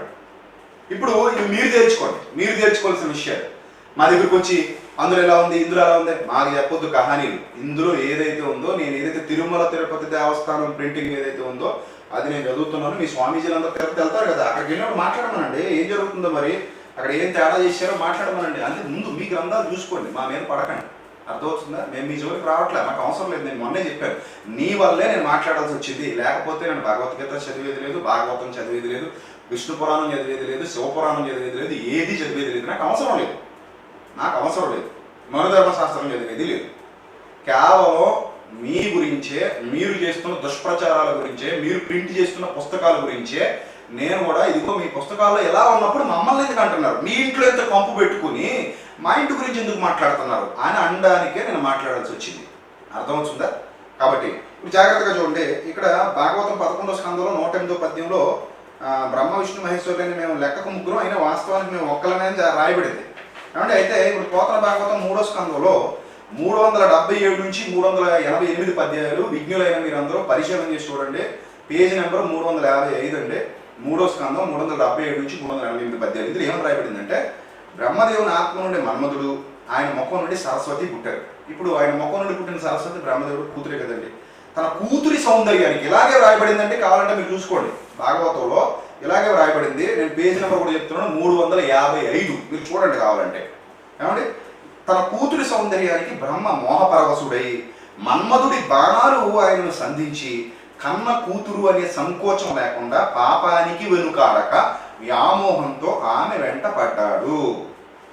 తమ తండ్రి దుశ్చర్యను మరీచి మొదలైన మునీశ్వరులు తెలుసుకుని ఇలా అన్నారు, ఓ బ్రహ్మదేవా, చాలు చాలు, సన్మార్గాన్ని కాలదన్ని కన్న కూతురిపై కన్ను వేసి రమింపదలిచావు. ఇది ఎక్కడి ధర్మమయ్యా? ఎంతటి పాపానికి ఒడిగట్టిన నీ న్యాయం పెద్దరికం మట్టిపాలయ్యింది, నీ శీలం నేలపాలయ్యింది. లోకులు ఏమంటారు? బ్రహ్మదేవుడు వారి వరసలు వదిలి కన్న బిడ్డనే కామించాడని చెడదెట్టరా? పాపకృత్యమని భావించకుండా క్షణికమైన సౌఖ్యానికి ఆశించి అల్పానికి పాల్పడ్డావు. కామాంధునికి కళ్ళు కనిపించవన్న లోకోక్తి ఉండనే ఉంది అన్నారు. ఎవరు? మరీచి మొదలైన మునీశ్వరులు అన్నారు. వారి మాటలకు బ్రహ్మదేవుడు సిగ్గుతో తలదించుకున్నాడు. వెంటనే తన శరీరాన్ని పరిత్యజించి నిషిద్ధం కాని కామంపై ఆసక్తి గల మరొక దేహాన్ని ధరించాడు. వెంటనే అతని ముఖము నుండి పరమధర్మ ప్రబోధకాలైన వేదాలు పరిపూర్ణ స్వరూపాలతో ఆవిర్భవించాయి. చూసారా, ఆయన తప్పు చేశాక ఆయన ముఖంలో నుండి బయటకు వచ్చినవే వేదాలు అని రాయబడిందండి మీ భాగవతంలో. ఇప్పుడు భాగవతంలో ఈ సందర్భాన్ని పెట్టుకుని దేవుడు చేసినట్టుగా ఉంది ఇందులో. నువ్వు కొరింథీ పత్రికలో తండ్రి కూతుర్ని పెళ్లి చేసేసుకోవచ్చు అని రాయబడింది. లెట్ దెమ్ మ్యారీ అని ఎంత పచ్చి అబద్ధాలు మాట్లాడుతున్నాం, కాబట్టి నిజంగా చాలా తప్పు అండి. ఇలాంటి మాటలు లేవి పుట్టించడం అనేది చాలా తప్పు. ఉన్నవి మాట్లాడు, నీకేమైనా సత్తా ఉంటే ఉన్నవి మాట్లాడు. మేము కూడా కాదని యాక్సెప్ట్ చేస్తాం. నువ్వు ఉన్నవి మాట్లాడావనుకో హ్యాపీ, లేనివి మాట్లాడావనుకో ఇలాగే ఉంటుంది. ముందు మీ గ్రంథంలో ఏముందో చూసుకో. ఇప్పుడు బ్రహ్మదేవుడే ఇలా చేశాడని భాగవతం చెప్తుంది. దీనికి ఏమంటావు? దీన్ని మీరు ఫాలో అవుతారా? ఇది ధర్మమా? ఈ ధర్మాన్ని మీరు ఫాలో అవుతారా? ఫాలో అయ్యాడు కాబట్టి మన కరీంనగర్లో ఒకడు తన కూతుర్ని చేశాడు. అప్పుడే చంపేమన్నారు, అందరూ ప్రజలందరూ ఏకమై చంపేమన్నారు కరీంనగర్లో ఒకడిని. వాడు మీవాడే. కాబట్టి ఎందుకు ఫాలో అవుతారు ఇలాంటివి? ఎవడు ఫాలో అవుతాడు ఇలాంటివి? కాబట్టి ముందు నీ దగ్గర ఏముందో చూసుకో. దీని గురించి మాట్లాడదలుచుకుంటే అది సెట్ కాదు, అది మాకు కరెక్ట్ కాదు, నీరు బుడగ సంతలో సింతకాడ ఇలాంటి సోది కబుర్లు మాత్రం మాకు చెప్పకు. ఏమైనా ఉంటే మీరు సెట్ చేసుకోండి, మీరు చూసుకోండి. మాకు అవసరం లేదు. నువ్వు అడిగావు కాబట్టి చెప్తున్నా, లేకపోతే నేను చెప్ప. అర్థమైందా? తర్వాత అదే భాగవతం 7వ స్కందం 422వ పద్యం. ఏమంటే హైందవ సోదరులు ఎవరైనా వింటుంటే కనుక, మీరు విజ్ఞులు, మీరు వివేకులు అయితే కనుక దయచేసి కరుణాకర మాయలో పడుకోకుండా, అలాగే నన్ను ద్వేషించకుండా మీకు గ్రంథంలో ఏముందో ఒకసారి మీరు కూడా చూసుకోండి. ఒకవేళ ఏమైనా నేను తప్పుగా చదివితే కనుక నాకు చెప్పండి, నేను వింటాను. ఏమంటే మీరు ఇలా తప్పుగా చదివారు, తప్పుగా చెప్తున్నారంటే నేను వింటాను. ఖచ్చితంగా నేను సరి చేసుకుంటాను. ఒకవేళ ఇందులో లేనిది ఏదైనా మీకు చెప్పాను అనిపిస్తే బహిరంగంగా నేను మీకు క్షమాపణ చెప్పడానికి కూడా సిద్ధపడుతున్నాను. అందులో ఏమాత్రం సందేహం లేదు. రైట్, చూడండి భాగవతం 7వ స్కందం 422వ పద్యం నందు చివరికి కూతురుపై వ్యామోహంతో బ్రహ్మ ఆమెను భార్యగా చేసుకున్నాడు ఉందండి. తండ్రి దేవుడు సృష్టికర్త, మీరు సృష్టికర్తగా పిలిచి ఆయన కూతుర్ని పెళ్లి చేసుకున్నట్టుగా ఉంది. తర్వాత భాగవతం 10వ స్కందం ఉత్తర భాగం 1154వ పద్యం అండి, పేజీ నెంబర్ 245 అండి. మీరు జాగ్రత్తగా చూడండి. బ్రహ్మ తన పుత్రికని కామించి శృంగార క్రీడకు ఉపక్రమించాడు అని రాయబడిందండి. మరి దీనికి ఏమంటారు చెప్పండి? బ్రహ్మదేవుడు నేనే అని మరి ఇంత గొప్పగా సృష్టికర్తని చెప్పుకున్న ఆయన ఎందుకు ఇలాంటి చేశాడు? తర్వాత భాగవతం 5వ స్కందం 2వ ఆశ్వాసం 148వ పద్యం అండి, పేజీ నెంబర్ 359 అండి. అందులో ఏమనుందంటే, మోహంతో కామంతో కళ్ళు కనబడక వాయు వరసలు లేకుండా ప్రవర్తించిన వారిని నరకంలో తీవ్రమైన కొరడాలతో కొట్టి గనగన మండుతున్న ఉక్కు బొమ్మను కౌగిలించుకోమని ఆజ్ఞాపిస్తారని ఉందండి. మరి శాస్త్ర ప్రకారం ఈ శిక్ష మరి బ్రహ్మకు కూడా విధించాల్సి ఉంటుంది. మరి ఏం జరిగిందో మీ గ్రంథాల్లో నాకు తెలియదు, మీరే చూడండి. ఏమండి, ఇది రాయబడిన సందర్భం. ఇలాంటివి మీ గ్రంథాల్లో పెట్టుకుని మా బైబిల్ ఎందుకే విమర్శిస్తారు మీరు? నా బైబిల్ ఎందుకు తప్పుపడతారు మీరు? ముందు మిమ్మల్ని మీరు సరి చేసుకోండి అయ్యా. ముందు మీ గ్రంథాలు ఉన్న వాటికి ప్రజలకు మీరు వివరణ ఇవ్వండి. మా హైందవ సోదరులు ఎవరు కూడా పాపం వాళ్ళు చదవరు, ఈ గ్రంథాలు ఏం చదవరు. ఎవరైనా చాగంటి వారు కానీ లేకపోతే ఎవరైనా పెద్ద పెద్ద స్వామీజీలు కానీ వాళ్ళు ప్రవచనాలు చెప్తుంటే వినేస్తారు, వాళ్ళ పూజలు వాళ్ళు చేసుకుంటారు, వాళ్ళ ధర్మాన్ని వాళ్ళు నిర్వర్తిస్తారు. మా వాళ్ళు చాలా మంది హైందవులేని ఎవరంటే అలాగే ఉంటారు అందరూ. కానీ అందులో ఏముందో ఎవరికి తెలియదు, ఇది వాస్తవం. ఇప్పుడు కనీసం మేము బైబిల్లో ఉన్నా మేము చెప్తున్నాం కదా, మేము సువార్తకు వెళ్తున్నాం లేదా సభలు పెడుతున్నాం అంటే బైబిల్లో ఉన్నవి చెప్తున్నాం. ఎవడో ఏదో చెప్పాడని అందరినీ అనడం న్యాయం కాదు. ఎవడో ఏదో వేదాల్లో ఉన్నాడని, ఉపనిషత్తుల్లో ఉన్నాడని, లేకపోతే ఇంకోటి ఏదో చేసి మీ గ్రంథాలను వక్రీకరించాడనో, లేకపోతే మమ్మల్ని ఏదో అనేస్తున్నాడనో మమ్మల్ని అందరినీ అనడం కరెక్ట్ కాదు. నేను ముందే చెప్పాను, మీరు వచ్చారు కాబట్టి రావాల్సి వస్తుంది. మీరు సైలెంట్గా ఉన్నారనుకోండి, ఎవరు చెప్పుకోవాల్సిన అవసరం లేదు. ప్రతి ఆదివారం నువ్వే పోస్టులు పెట్టి క్రైస్తవుని రెచ్చగొడుతున్నావు, వాళ్ళ సహనాన్ని పరీక్షిస్తున్నావు. ముందు కరుణాకర శుద్ధులని మీ హైందవ్యంలో నుంచి వెలిసేయండి, అప్పుడు ఏ ప్రాబ్లం ఉండదు, అందరూ అన్నదమ్ముల్లో హాయిగా ఉండొచ్చు. ఏమంటే తర్వాత బృహస్పతి గురించి కూడా నేను అడిగానండి ఆ రోజే, నీళ్ళు వదిలేసాడు, చెప్పలేదు, ఏం చెప్పలేదు. బృహస్పతి గురించి కూడా భాగవతం ఏమనుందో తెలుసండి. భాగవతం 9వ స్కంధం 641 పద్యం అండి, పేజీ నెంబర్ 469 అండి. చెక్ చేసుకోండి, నేను ఏమైనా తప్పు చెప్తున్నాను నేను. ఇందులో ఏమనుందంటే, బృహస్పతి తన సొంత అన్న భార్య అయిన మమతను కామించి, అంటే వదినండి, కామించి అప్పటికే ఆమె తన అన్నయ్య అయిన వచద్యుని ద్వారా గర్భవతిగా ఉన్నా సరే ఆమెతో రతి క్రీడకు పూనుకుంటాడు. గర్భంలో ఉన్న శిశువు భయపడి వద్దు, ఇది నీకు తగదని మొరపెట్టుకున్నాడు. అప్పుడు బృహస్పతి తమకంతో వాడిని గుడ్డివాడు వైపు అని చెప్పించగా ఆ శిశువు బృహస్పతి వీర్యం కింద పడేలా లోపం నుండి బయటికి తన్నాడు. అప్పుడు 2 బిడ్డలు కలిగారు. మమత ఆ 2 బిడ్డల్ని పెంచమని బృహస్పతిని కోరితే, నేను పెంచలేను, నువ్వే చూసుకొని 2 విడిచిపెట్టి వెళ్ళిపోయాడు. ఏమంటే ఇది సందర్భం. దీనికి ఏమంటారు? దేవతలకి గురువు అంటారు బృహస్పతిని. మరి ఆయన ఎలా ఎందుకు చేశాడు? దీనికి ఏం వివరణిస్తారు? చెప్పలేరు. బైబిల్ జోలికి మాత్రం వస్తారు.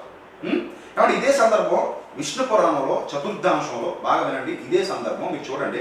విష్ణు పురాణంలో చతుర్థాంశంలో 19వ 9 నుంచి 19 శ్లోకాల్లో కూడా సేమ్ డిటో ఇదే సందర్భం రాయబడిందండి. బృహస్పతిని గురించి వచద్యుని భార్య అయిన తా మమతను కామించి చేర్చాడని, అతని సొంత వదినని చేర్చాడని ఇదిగో విష్ణు పురాణంలో కూడా ఇదే సందర్భం రాయబడింది. మరి దీనికి ఏమంటారు? ఇప్పుడు భాగవతం అయితే ఇది తప్పు రాసేసారు, ఇందులో ఉంది కరెక్ట్ కాదు, ఇందులో తప్పు రాశారు అని అన్నాడండి. ఇదేదో మార్పులు ఏర్పులు చేశారు అన్నాడు.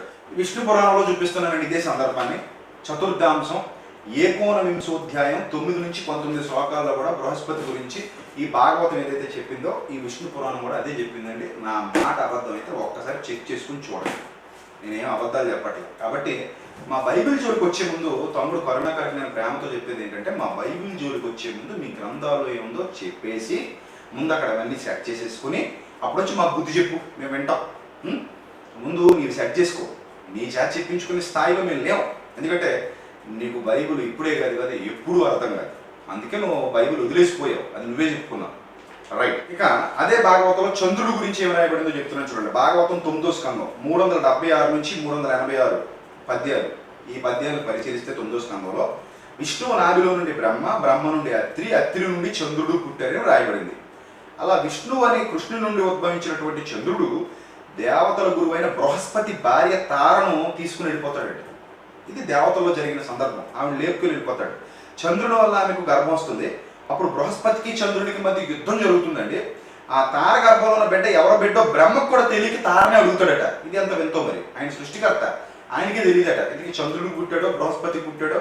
ఇంతకీ ఆమె బృహస్పతి భార్య అండి తార. చూడండి ఏంటండి మరి ఇవన్నీ. అప్పుడు తారని అడిగితే ఆమె చంద్రుడు బిడ్డ అని చెప్తే ఆ బిడ్డను చంద్రుడికి అప్పగించి బ్రహ్మ వెళ్ళిపోయాడు. ఏంటండి ఇవన్నీ? ముందు వీటి గురించి మాట్లాడమండి, ఆ తర్వాత మా బైబిల్ జోలికి రమ్మని చెప్పండి. ఏమండి ఇవన్నీ చూస్తుంటే ఇలాంటివి ఇంకా చాలా విషయాలు ఉన్నాయండి. ఇక్కడ ఇంకో విషయం ఏమన్నాడంటే, మా గ్రంథాలు స్త్రీలను చాలా గౌరవించాయి అన్నాడు. మా గ్రంథాలు స్త్రీలను చాలా గౌరవించాయి, ఎంత గౌరవించాయో మీకే తెలీదు అన్నాడు. ఫైనల్గా నాకు ఇంకో కౌంటర్ ఇచ్చేసి నేను ముగిస్తానంటే, మీ గ్రంథాలు స్త్రీలను గౌరవించలేదు, స్త్రీలను చాలా భయానకంగా చూపించాయి. మొన్న ఏదో అన్నావు కదా, బాల్యవివాహాల గురించి మాట్లాడుతూ సీతమ్మ తల్లి ఇప్పుడు చేసుకుంది, ద్రౌపది ఇప్పుడు పెళ్లి చేసుకుంది అని అన్నావు కదా. ద్రౌపది పెళ్లి చేసుకుందని అనకూడదు, పెళ్లిళ్ళు చేసుకుంది అన్నావు నువ్వు. 5 ఒక ఆమెను కలిపి అన్నదమ్ములు కలిపి ఒక ఆమెను పెళ్లి చేసేసుకున్నారు. అందరూ పిల్లలు కనేశారు ఆవిడతో. పైపెచ్చి మళ్ళీ అందులో కొందరు ఏం చేశారు, వాళ్ళకి నచ్చిన వాళ్ళని మళ్ళీ పెళ్లి చేసేసుకున్నారు ఈవిడ పక్కన పెట్టుకుని. ఏమండి మరి ఇది రైటేనా?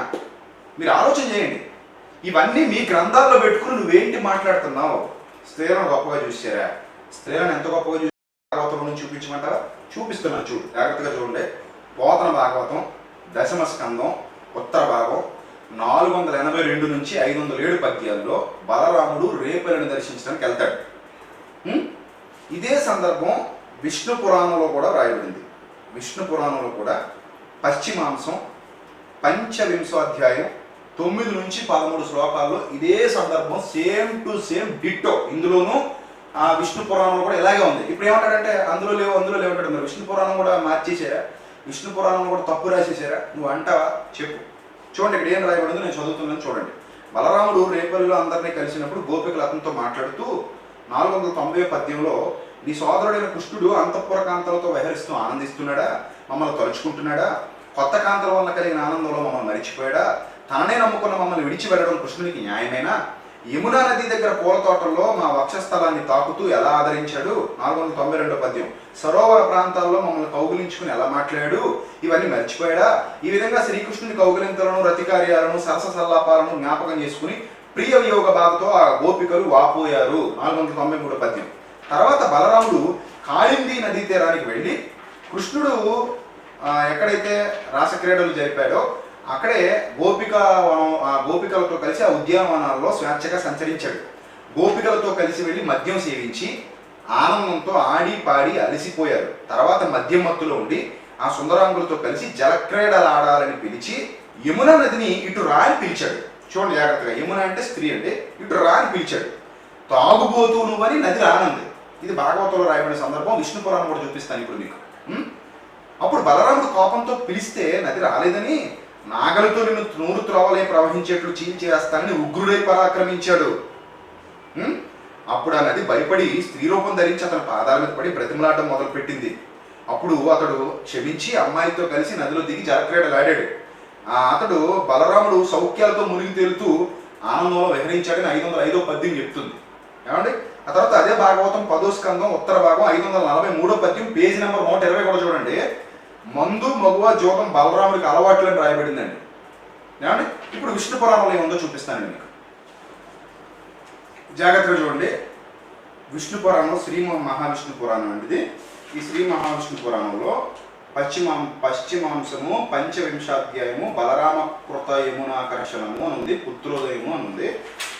పేజ్ నెంబర్ వచ్చేసి 384 అండి. నేను ఈ బుక్లో చూపిస్తున్నాను, జాగ్రత్తగా చూడండి. 384 పేజీలు ఏమని రాయబడింది అంటే 13వ శ్లోకంలో, మద్యపానమత్తుడై ప్రేలుచున్నాడు ఈ మాట లెక్కేమని యమునా నది అతని మాటను తృణీకరించి దరికి రాదయ్యను.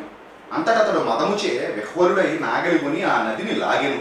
ఓ పాపాత్మురాలా, నీ పిలిచిన రానైతివి, శక్తి ఉన్న ఎడలా నీ ఇచ్చ వచ్చినట్లు మరి ఒక తావునకు పొమ్మని నంత నా నది దేవత దారి వదిలి పారి బలభద్రుడున్న వనమెల్ల ముంచి ఎత్తెను.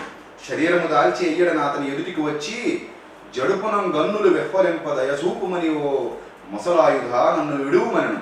ఆమె పలుకాలించి హలి నది నా శౌర్యము బలము అవమానించితివి, ఈ నాగలి నడిచి నిన్ను 1000 తునకలుగా వింతును చూడుమనియే. చూశారండి? ఆమె ఏమంటున్నాడట? ఓ పాపాత్మురాలా అంటున్నాడట. తాగేసి రమ్మని పిలిస్తే రాలేదని, నువ్వు తాగుబోతూ నేను రాలేదని ఓ పాపాత్మురాలా అంటే నాగలేసి ఈడ్ చేయడానికి ముక్కలు చేసేస్తాను అన్నట్టు. మరి ఇది ర్యాగింగ్ అంటారండి. దీన్ని ర్యాగింగ్ అంటారు. స్త్రీని గౌరవించడం అనరు, స్త్రీని గొప్పగా చూడటం అనరు. మరి ఇలాంటివి చాలా ఉన్నాయి మన దగ్గర కూడా. ఇంకా చూపించమంటావా? మీకు స్క్రీన్ మీద దేవి భాగవతంలో పేజ్ చూపిస్తున్నాను, జాగ్రత్తగా చూడండి. శ్రీదేవి భాగవతంలోని పేజ్ మీరు ఇప్పుడు చూస్తున్నారు. ఈ పేజీలో రాయబడింది మీరు జాగ్రత్తగా చూడండి. షష్ఠ స్కందం 441 పేజీ. షష్ఠ స్కందం 441 పేజీ. శ్రీ మహావిష్ణువు కూడా హయారూఢుడై ఇచ్చేస్తున్న మనోహర మహాతేజస్విని చూసి ప్రేమగా లక్ష్మీదేవిని అడిగాడు. లక్ష్మి, ఎవరి సుందరాకారుడు మరొక మన్మధుడిలా ఉన్నాడు, ముల్లోకాలను సమ్మోహన పరుస్తున్నాడు, ఎవరంటావు అన్నాడు. హయ సౌందర్యాన్ని కన్నార్పకుండా చూస్తున్న రమాదేవి ఉలకలేదు పలకలేదు. విష్ణుమూర్తి మళ్ళీ అడిగాడు, బదులులేదు. దానితో కోపం వచ్చింది. ఉలకవు పలకవు, గుర్రాన్ని చూసి ఇంత మోహమా? ప్రతిదానికి రమిస్తావు కనుకనే రమవు, చంచలత్వం సహజ సిద్ధం కనుక చంచలవు, ఒక సామాన్య స్త్రీలాగా నీకు చాంచల్యం ఎక్కువ, ఏ ఒక్క చోట స్థిరంగా నిలబడవు, నా పక్కనే ఉండి గుర్రాన్ని చూసి మోహపడ్డావు కనుక భూలోకంలో ఆడ గుర్రానివై పుట్టు అని దారుణంగా శపించాడు. ఏమండి చూడండి, ఒక దేవాది దేవుడిగా పిలువబడుతున్న ఆయన తన భార్యను ఎంత ఏ విధంగా మాట్లాడి అవమానపరుస్తున్నట్టుగా ఇక్కడ రాయబడిందో మనం చూస్తున్నాం. కాబట్టి వీటన్నిటిలో స్త్రీని గొప్పగా చూపించినట్టు ఎక్కడా లేదు. ఇక మను ధర్మశాస్త్రంలో స్త్రీల గురించి ఏం రాయబడిందో చూస్తారా? చూడండి, ఆ పేజ్ చూడండి. మను ధర్మశాస్త్రం 131 పేజీ మీరు చూస్తున్నారు స్క్రీన్ మీద. మను ధర్మశాస్త్రం 131 పేజీ. అందులో 213వ పద్యం ఏమనుందో చూసారా? స్వభావయాశ నారీనాం నరానా మెహదోషణం అతోహ్దాన ప్రమాద్యంతి ప్రమదాసు విపశ్చిత. అంటే ఏమనుంది ఇక్కడ? ప్రపంచమున పురుషులను మోహింపజేసి వారిని చెరచుట స్త్రీలకు స్వాభావికము అని ఉందండి. స్త్రీలకు స్వాభావికం అంటే స్త్రీలు ఎలాంటి వాళ్ళు అన్నట్టుగా మను ధర్మశాస్త్రం చెప్తుంది. మరి దీనికి ఏమంటారు? ఏం గౌరవించేశారు స్త్రీలను? ఎక్కడ గౌరవించేశారు? యేసుక్రీస్తు అమ్మ అన్నాడు, ఓ ఉమెన్ అని ఉంది ఇంగ్లీష్ బైబిల్లో. ఇక్కడ ఓ స్త్రీ అనాలి, అమ్మ అన్నందుకు తెలుగు గొప్పగా చెప్పేశారు అంటున్నారు. యేసుక్రీస్తు ఎక్కడ స్త్రీలను ఈ విధంగా అవమానపరిచిన దాఖలాలు లేవు. ఆయన పరిశుద్ధుడు, పవిత్రుడు, నిర్దోషి, నిష్కల్మషుడు. కాబట్టి ఫైనల్గా నేను చెప్పేది ఏంటంటే, మరోసారి నన్ను ఇలా లాక్, నీ పని నువ్వు చేసుకో, మా పని మమ్మల్ని చేసుకోండి. ఇంకో విషయం, నువ్వేదో పర్సనల్గా నన్ను ఏదో చెడ్డ చేసేద్దామని నా గురించి ఏదో పోస్టులు పెడుతున్నావు. నీకేమైనా సత్తా ఉంటే మా ఊరు రా, టికెట్ నేనే బుక్ చేస్తాను, ఫ్లైట్కి రా. మా ఊరు వచ్చి నేను వాక్య విరుద్ధంగా తప్పు చేశానని నిరూపిస్తే నా తల నరికి నీ పాదాల మీద పెడతా. లేదంటే నోరు మూసుకొని కూర్చో. నేను కానీ నీ ఫ్యామిలీ మ్యాటర్స్, నీ ఇంట్లో మ్యాటర్స్ మాట్లాడడం మొదలుపెట్టాను అనుకో, చాలా చండాలంగా ఉంటుంది. నీకేమైనా సత్తా ఉంటే సబ్జెక్టు మాట్లాడు, అంతేగాని ఇష్టం వచ్చినట్టు లేని వార్తలు పుట్టించి నోటుకు వచ్చినట్టు వాగొద్దు. It's a final warning. నీకేమైనా సత్తా, సబ్జెక్టు దమ్ముందా రా. నీ పుస్తకం గురించి మాట్లాడాలంట, కూర్చో. నీ పుస్తకం మీద నాకు ఎలాంటి ఇబ్బంది లేదు. నువ్వు రాసిన పుస్తకం మీద మాట్లాడదాం. ఉదయం నుంచి మధ్యాహ్నం వరకు నీ పుస్తకం, మధ్యాహ్నం నుంచి శివపురాణం, లింగ పురాణం మాట్లాడుకుందాం. ఆ పుస్తకం అడిగితే ఇది అడుగుతున్నాడు అంటావే? నువ్వు మా పుస్తకం గురించి మాట్లాడడానికి డిబేట్ పిలిచినప్పుడు నేను మీ పుస్తకాల గురించి మాట్లాడడానికి డిబేట్ పిలిస్తే నీకు అంత భయమే ఉంది. ఇప్పుడు నేను పబ్లిక్గా చెప్తున్నాను, ఉదయం నుంచి మధ్యాహ్నం వరకు నువ్వు రాసిన పుస్తకం నేను ఇంకా చదవలేదు, ఆ పుస్తకం మీద డిబేట్ చేద్దాం. నాకు రూల్స్ అండ్ రెగ్యులేషన్స్ ఏం లేవు, ఓపెన్గా మాట్లాడేసుకుందాం. మధ్యాహ్నం నుంచి నీ శివపురాణం మీద, లింగ పురాణం మీద మాట్లాడదాం. వస్తావా? రావు. నీ వల్ల కాదు, నువ్వు రావు. నువ్వు దీని గురించి అసలు మాట్లాడైనా మాట్లాడు. నీకు నిజంగా దమ్ము ధైర్యం ఉంటే డేట్ ఫిక్స్ చేసుకుని నాకు చెప్పు, నేను కూడా ఒక డేట్ చెప్తా. ఖాళీగా ఉన్నప్పుడు పెట్టేసుకుందాం ఇద్దరు. ఉదయం నుంచి మధ్యాహ్నం వరకు నీ బుక్ మీద డిస్కస్ చేద్దాం, మధ్యాహ్నం నుంచి సాయంత్రం వరకు నేను అన్న బుక్ మీద డిస్కస్ చేద్దాం. నువ్వు రాసిన బుక్ మీద, నేను అన్న బుక్ మీద. అంతేగాని నువ్వు తెలియకుండా గుడ్డిగా ఏదో మాట్లాడేసి నన్ను బ్యాడ్ చేసేద్దాం అనుకుంటున్నాము. ఫైనల్గా ఒక మొక్క చెప్పమంటావా? ఒక్క మురిగితే ఏనుగు పరపతి పోదు. అర్థమవుతుందా? నేను ఎవరిని పట్టించుకోను. నాకు సంబంధించినంత వరకు నేనేంటో నాకు తెలుసు, అందరికీ తెలుసు. ఒకవేళ నేను వాక్యానుసారంగా, వాక్య విరుద్ధంగా లేదా సమాజానికి విరుద్ధంగా ఏదైనా తప్పు చేశానో నిరూపించే దమ్ము నీకుంటే మా ఊరు వచ్చి మా ఎదురుగా కూర్చొని మాట్లాడు, నీకన్నా సత్తా ఉంటే. అంతేగాని పిచ్చి పిచ్చి వాగుడు వాగి అనవసరంగా పిచ్చి పిచ్చి వేషాలు వేసావంటే చర్య తీసుకోవాల్సి ఉంటుంది. మళ్ళీ చెప్తున్నాను, నేను మాట్లాడడం మొదలు పెట్టానంటే చచ్చిపోతావు. నేను మాట్లాడను.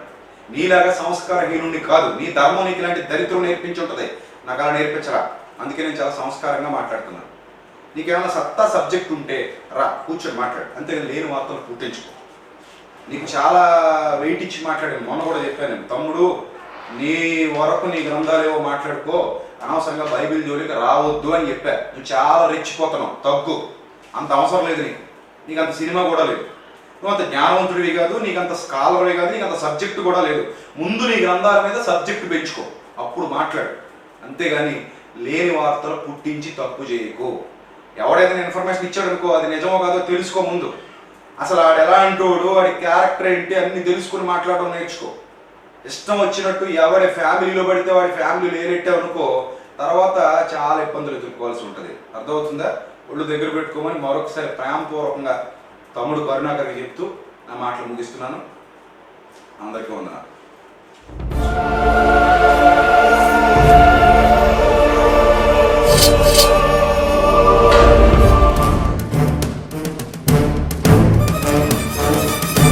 ఆది నీవే, అంతం నీవే, ప్రభవం నీవే, ప్రళయం నీవే, అల్ఫయు నీవే, ఓమెఘయు నీవే, విలయం నీవే, స్థిర నిలయం నీవే.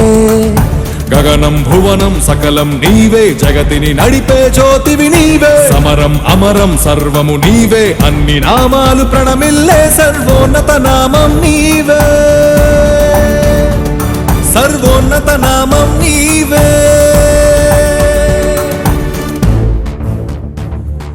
సర్వలోక న్యాయాధిపతి, సర్వలోక న్యాయాధిపతి, సర్వలోక న్యాయాధిపతి, సర్వలోక న్యాయాధిపతి,